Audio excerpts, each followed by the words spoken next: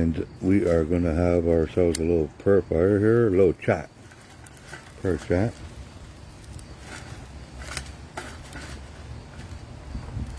Just going to get our fire going real good. Today I want... And what was discussed in a very interesting circle was the balance between a giver and a receiver.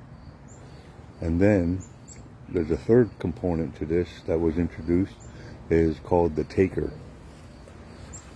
So I want you to imagine that there's this person who has inside of them the spirit of giving.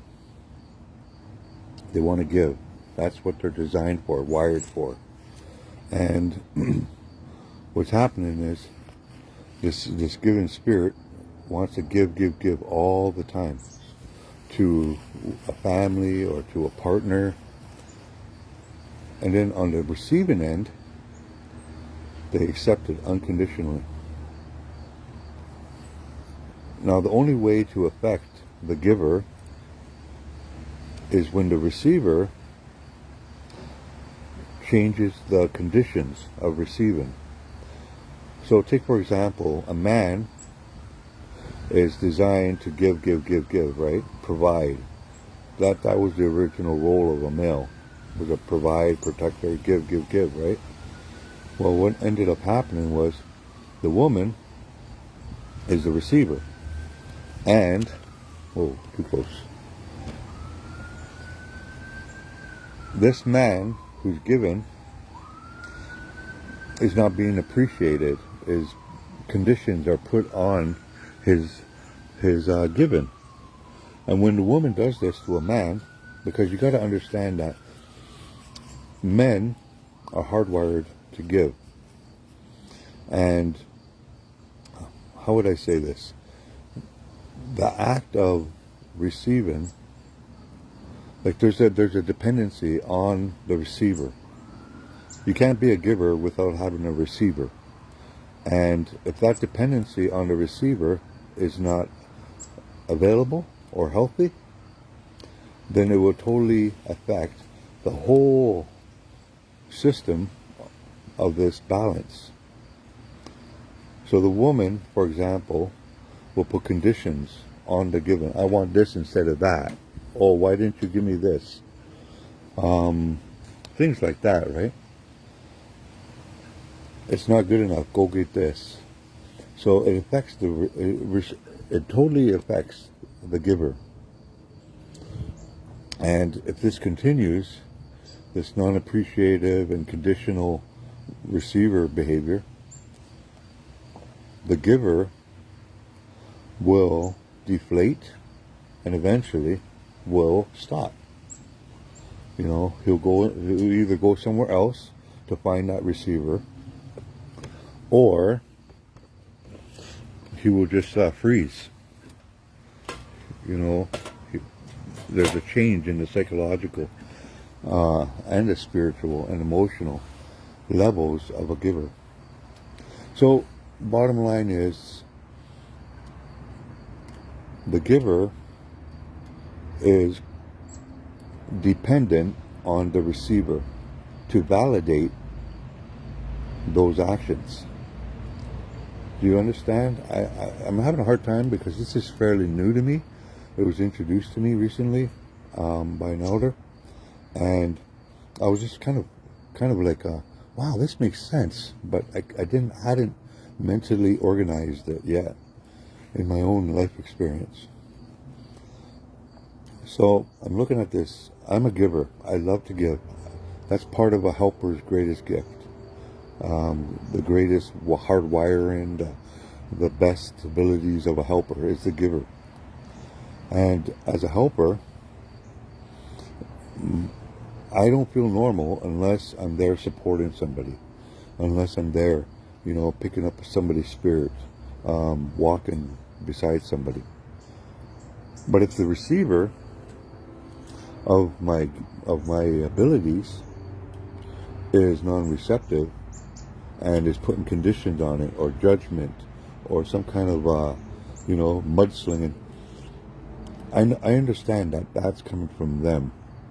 That's not coming from me, because my path is clear. I'm here to give the best.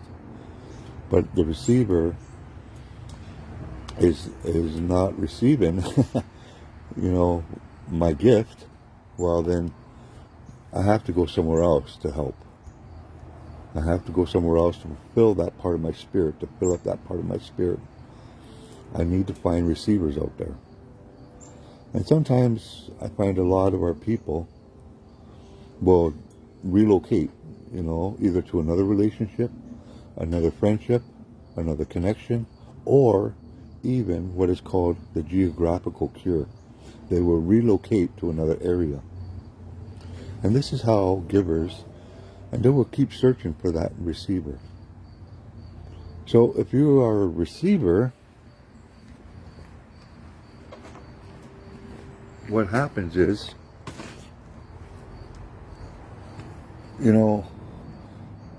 this is the part that I don't fully understand, is the receiving. If you're a receiver in this relationship, I think the best way to be a receiver is the appreciation, the validation of the giver. I'll give you an example. A community, a small little community of, say, 20 people. They're at ceremonies, and they're receiving beautiful teachings, and they're receiving all this spiritual support and this reaffirmation of their identity. And some of them are finding new paths through receiving from the giver, right? So as a receiver, you're getting all of this good stuff at ceremonies from the spirits and humans and nature and history. Well, what ends up happening is, wouldn't it be best to be open-minded, open-hearted, and just accept that love, accept those teachings?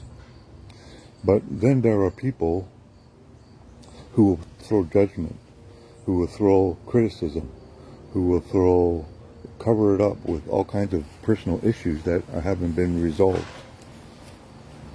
Now the problem comes where the giver will say, okay, there's more negative, dense energy with this receiver. I'm going to go to another ceremony lodge. I'm going to go to a different, I'm going to go support another healer. Because there's too much, it doesn't vibe with me.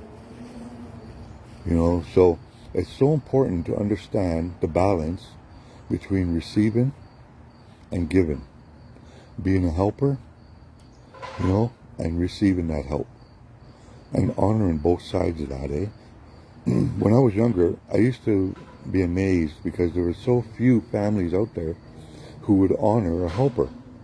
Whether that helper was a language teacher, whether that helper was a lodge builder or a land keeper, a pipe carrier, a drummer, a singer.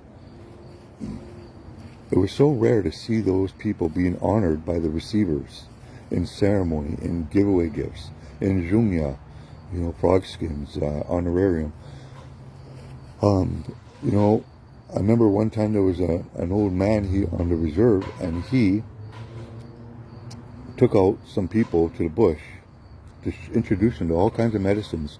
And then when he went home, back to his hermit lifestyle, I guess you can call it, the families would come and visit him and drop food off on his porch as a thank you. That was their extension of being a receiver, of what they received from the giveaway or the elder. We need to honor our helpers, our conductors, our supporters in different ways. We can honor them physically, we can honor them emotionally, we can honor them mentally and spiritually. When I say physically, we take, send them food, send them a little zhunya. When I say mentally, speak good about those helpers. Speak proudly about them. Have an attachment and an ownership, not only to yourself, but to the helper. That's almost like an extended family act. When I say emotionally, feel good about that person. When you speak about them, you feel good about them. And extend that feeling of proudness and love and friendship to others who are listening to you. Speak about them. And spiritually, in ceremony, you put your tobacco down. You say, thank you for my helper. Thank you for, the one who is doing the giveaway, the giver in my life. You always hear the term life giver in reference to a female, a mother, a grandmother, an auntie. Well, the same applies to men. Men are givers as well, and we have to acknowledge that part of them.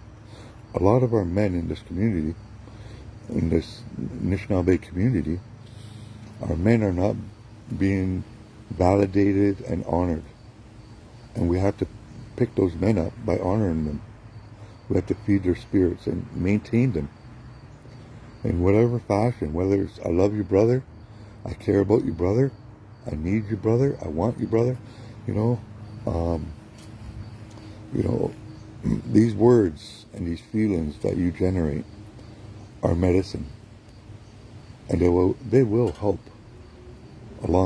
another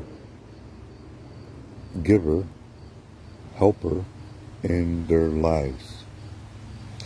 The third aspect and last aspect I want to speak about real quickly is the taker.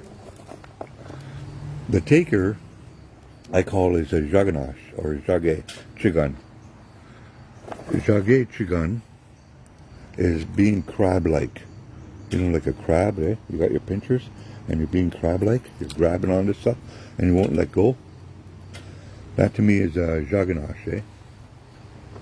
Anishinaabe can be jaganash, eh? And what I mean by that is Anishinaabe can be takers only. They take. They don't give back. They have expectations and entitlement attitudes, And this is a dangerous kind of development in a person, is that take. They're not, to me, it's a baby level. Binojis, eh? Bimose. It's walking like a baby. Because babies, that's their role, is to take. And then they wake up they have this wake up moment and they go, oh my goodness, I can give this. I can give this. I can give that. But babies, they're all about, give me the dodosh. Oh, nabakade. Oh, not emotion. Nada. Nadin. Give to me, eh? So, there are some people out there who haven't learned about the give and take, the giver and receiver relationship, that balance. And they're stuck in this cycle of take. And I suppose they might have a purpose in life, but I don't think it's a very balanced one. So that's all I have to say about this, eh? My thoughts and feelings at today's Sacred Fire Chat. If you have any comments or questions, I'd really love to hear what you have to say about these three levels of being. The taker is the low, dense one. The giver and receiver are equal. They're equal, eh? And each and every one of us has that within us. We have it. The Creator gave us these gifts to take and receive, or not take, but to give and receive, to be the helper and to be the supporter. So pay attention to those parts of yourself. It's a ceremony, right? It's a personal ceremony that you're conducting, not only for your own spiritual cultivation, but also you are helping others. You're passing on that sacred flame, that sacred teaching. It's thought, emotion, and action combined into one. And you have this beautiful relationship with creation. Creation is about taking and receiving as well. Not taking, being a helper. Giving and receiving. The giver and receiver. think a taker is more like a parasitic kind of spiritual development, while the giver and the receiver is more like a symbiotic relationship. Nahal, miigwech, kinawea. I would like to thank you all. Chimigwech, kinawea. Garbage. Thank you all for coming. Miigwech. Let me know what you think in the comments below. Kazaganim. Love you all. Bamampi.